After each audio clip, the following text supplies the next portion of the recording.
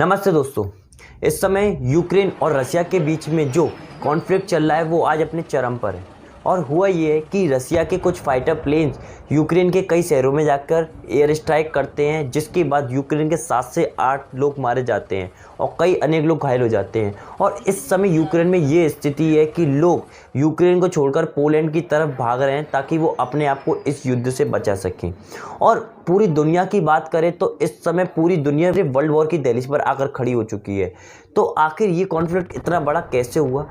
हम पास्ट में भी अमेरिका और रशिया के बीच में कई कॉन्फ्लिक्ट देखते आए हैं, लेकिन ये कॉन्फ्लिक्ट इतना ज़्यादा सीरियस कैसे हो गया? तो इस पूरी बात का जो राज है वो इतिहास में छुपा हुआ है, हिस्ट्री में छुपा हुआ है। तो यूक्रेन की हिस्ट्री जानने के बाद ही आप इस सारी बातों को समझ पाएंगे।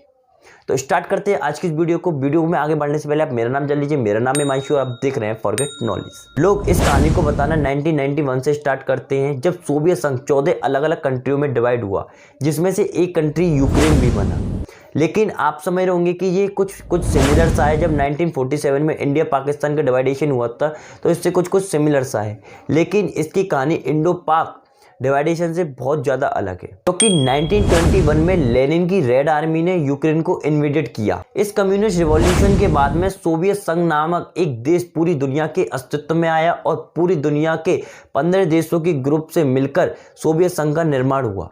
उस समय सोवियत संघ एक उभरती ताकत के रूप में उभरा। 1917 में रशियन एम्पायर के खिलाफ एक रशियन रिवॉल्यूशन होता है, जिसमें रशियन एम्पायर को गिरा दिया जाता है। उसके बाद कई अलग देशों का निर्माण होता है, जिनमें से एक देश 1918 में यूक्रेन भी बनता है। यूक्रेन की आज़ादी को मात्र 3 ही साल हुए थे। जिन लोगों ने यूक्रेन को आज़ाद कराया था, उन्हीं लोगों ने यूक्रेन को यूएसएसआर का हिस्सा बना दिया। अब तक कोई समस्या नहीं थी। 1991 तक यूक्रेन यूएसएसआर का हिस्सा रहता है, यूएसएसआर के भाग होते हैं। उसके बाद यूक्रेन एक अलग देश बनता है। लेकिन कहीं तक ऐसा नहीं था कि यूक्रेन के लोगों में राष्ट्र की भावना नहीं थी, राष्ट्रीयता की भावना नहीं थी, कि या ऐसा भी नहीं था कि 1991 में यूक्रेन देश बना और उसके बाद उनमें राष्ट्र की भावना जागृत हुई। यूक्रेन के लोगों में 1921 में भी, 1917 में भी और 1991 के बाद भी राष्ट्रीयता की भावना रही। वो कभी ऐसा नहीं था कि वो अपने देश से प्रेम नहीं करते थे। अब बात करते हैं इस पूरे कॉन्फ्लिक्ट की सबसे बड़ी वजह की। तो इसकी सबसे बड़ी वजहों में से एक वजह है यूक्रेन की पॉपुलेशन। अगर यूक्रेन की पॉपुलेशन को देखा जाए तो यूक्रेन की जो पॉपुलेशन है, यूक्रेन की पॉपुलेशन का एक बहुत बड़ा पार्ट सपोर्ट करता है यूक्रेन की गवर्नमेंट को, नाटो को और यूरोपियन यूनियन को।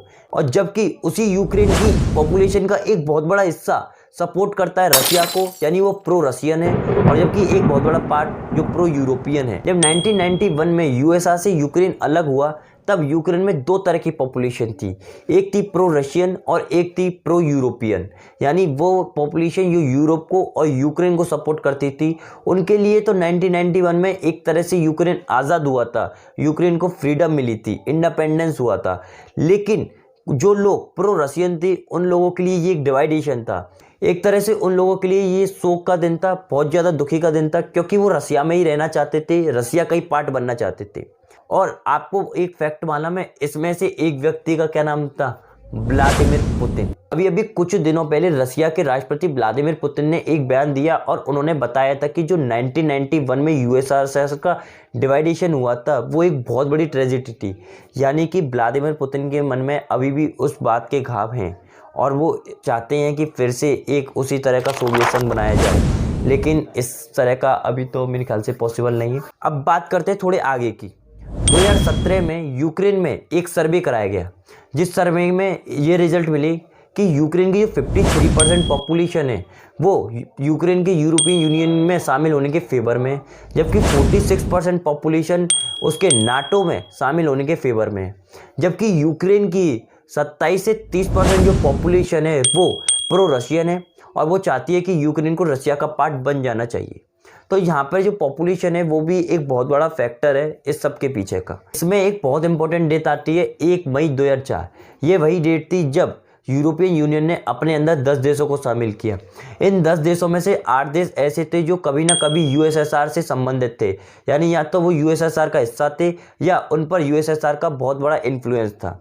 तो ये रसिया के लिए बहुत बड़ी दुर्घटना थी, एक तरह से बहुत बड़ी ट्रेजेडी थी कि 8 देश ऐसे थे जो यूरोपीय यूनियन में शामिल होने जा रहे हैं। और यूरोपीय यूनियन हमें मालूम है कि अगेंस्ट रसिया की वर्क करता है बहुत ज़्यादा। इसमें भी 3 कंट्री ऐसे थे जो बाल्टिक कंट्री थे, एस्टोनी, लातविया और लिथुआनिया। और एक बहुत बड़े कोइंसिडेंस की बात है कि इन जो तीनों कंट्री थे, इन तीनों कंट्रियों का बॉर्डर रसिया से मिलता था। ये कंट्री ना केवल यूरोपियन यूनियन का हिस्सा थे बल्कि ये नाटो कंट्रीज के मेंबर भी थे, यानी कि ये यूरोपियन यूनियन के साथ साथ नाटो के भी मेंबर थे। NATO, northern Atlantic treaty organisation, ये एक मिलिट्री अलायंस है जिसके 30 कंट्री इस समय प्रेजेंट में मेंबर हैं। आप इस मैप में देख सकते हैं कि ये कौन कौन सी कंट्री हैं। एक तरफ से यूरोप कंट्रीज ने रसिया को घेर रखा है, जबकि दूसरी तरफ से जापान मेजर नाटो पार्टनर है। इनफैक्ट जापान G7 तथा क्वाड ग्रुप का भी मेंबर है। रसिया का एक बड़ा बॉर्डर फिनलैंड से भी मिलता है। फिनलैंड नाटो का एक एक्टिव मेंबर तो नहीं है, पर ये ऑपरेशन में पार्टिसिपेट करता रहता है। अब इस मैप में आज यूक्रेन को देखें तो यूक्रेन का एक बड़ा लंबा बॉर्डर शेयर करता है रसिया के साथ। एक घटना थी 1997 में। 1997 में यूक्रेन ने नाटो के साथ एक डील की थी, एक कमेटी की स्थापना की और उसने धीरे धीरे नाटो से अपनी फ्रेंडशिप बढ़ाना स्टार्ट किया। सन 2008 में नाटो की एक समिट में, एक मीटिंग में यूक्रेन के राष्ट्रपति ने ये इच्छा जाहिर की कि हम नाटो का मेंबर बनना चाहते हैं। तब नाटो बहुत ज़्यादा खुश हुआ था और उसने उनसे कहा था कि अगर आपको नाटो का मेंबर बनना है तो आपको जो नाटो के रूल और रेगुलेशंस हैं उनको फॉलो करना होगा और मतलब कि उन शर्तों को पूरा करना होगा, तभी आप नाटो के मेंबर बन सकते हैं। तो इसके लिए यूक्रेन गवर्नमेंट ने 2017 में यूक्रेन की पार्लियामेंट में एक बिल को पेश किया और उन्होंने बताया कि अब नाटो में हमें शामिल होना है और ये हमारी प्रायोरिटी है कि हमें अब नाटो का मेंबर बनना है, क्योंकि अगर हमें अपनी भारी देशों से रक्षा करनी है, अपनी फॉरेन पॉलिसी को बचाए रखना है, तो हमें नाटो का मेंबर बनना होगा। तो नाटो के सदस्य बनने के लिए कुछ कंडीशंस हैं। पहली कंडीशन है कि उस देश में करप्शन जीरो होना चाहिए, उसको अपनी जीडीपी का एक बहुत बड़ा भाग डिफेंस पे खर्च करना होगा, इसके साथ साथ वहाँ के जो करप्शन रेट है वो कम होना चाहिए, जो कि मैं आपको बता ही चुका हूँ। इसके अलावा भी कई शर्तें हैं जो कि होती हैं जिसके बाद आप नाटो का मेंबर बन सकते हैं। इस समय नाटो दुनिया का सबसे शक्तिशाली संगठन है और देखा जाए तो इसे जो मुख्य रूप से स्थापना की गई थी, इसे यूएसएसआर की जो बढ़ती हुई शक्ति थी उसे रोकने के लिए की गई, लेकिन इस समय यूएसएसआर नहीं रहा है और इसके जो अन्य कार्य हैं जी उन कार्यों का वहन कर रहा है इस समय। मतलब कि इसका जो मुख्य कार्य था यूएसएसआर को रोकना, वो तो इसमें ये सक्षम रहा था और आज इसके जो कार्य हैं वो कुछ और हैं। अभी हाल ही में 16 दिसंबर 2021 को यूक्रेन के प्रेसिडेंट और नाटो के चीफ आपस में ब्रूस में मिले, जहाँ पर जो यूक्रेन के प्रेसिडेंट थे उन्होंने ये इच्छा फिर से जाहिर की कि उन्हें नाटो का मेंबर बनना है और वो उसके लिए कुछ भी करेंगे। यानी कि यूक्रेन तो किसी भी शर्त पर रुकने वाला नहीं है, उसे नाटो का मेंबर बनना है, जबकि रसिया इसके अगेंस्ट है। अब मैं आपको बताता हूँ रसिया इसके अगेंस्ट क्यों है। यूक्रेन का बहुत बड़ा बॉर्डर रसिया के साथ शेयर होता है, जो कि मैंने आपको मैप में दिखाया था। अगर यूक्रेन नाटो का मेंबर बन जाता है तो जो नाटो कंट्रीज़ हैं वो कहाँ तक पहुँच जाएंगे, रसिया के बॉर्डर तक। यानी रसिया का बहुत बड़ा बॉर्डर, जो पहले 3 कंट्री वो कर रहे थे, उसके साथ फिनलैंड और इसके बाद अब यूक्रेन, यानी कि एक तरह से रसिया को पूरी ईस्टर्न साइड से घेर लिया जाएगा। जबकि जापान दूसरी तरफ से रसिया को घेरता ही है, क्योंकि वो भी एक नाटो का कंट्री है। यूक्रेन का जो ईस्टर्न पार्ट है वहाँ पर प्रो रशियन पॉपुलेशन रहती है, जबकि उसके और अदर पार्ट्स में प्रो यूरोपियन पॉपुलेशन रहती है। यूक्रेन के ही 2 स्टेट्स हैं जिनको रसिया ने अभी कुछ दिनों पहले अलग अलग स्टेट घोषित किया। जो आप स्क्रीन पर नाम देख रहे हैं, ये दोनों राज्यों को एक अलग अलग देश की मान्यता रसिया ने दी थी।